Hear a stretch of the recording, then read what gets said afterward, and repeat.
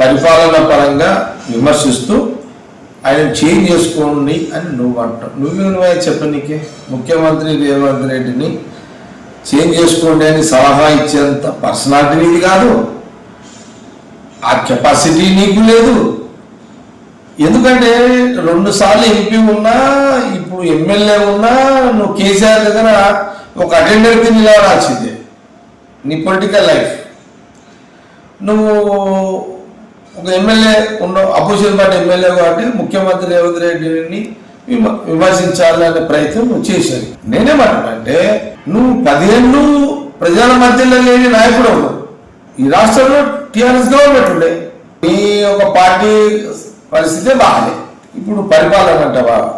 10 సంవత్సరాలు ఎంపీగా ఉన్నావు, బీఆర్ఎస్ ఎంపీగా ఉన్నావు, ముఖ్యమంత్రిగా కేసీఆర్ ఉండే. ఏమైనా పైసలు వచ్చినారా? ఒక్క పైసలు లేడా? నీ బోడి సలహాలు ఎవరు కావాలా? సీఎం రేవంత్ రెడ్డి చేంజ్ అని నువ్వు ఆ సలహాలు ఇచ్చేది.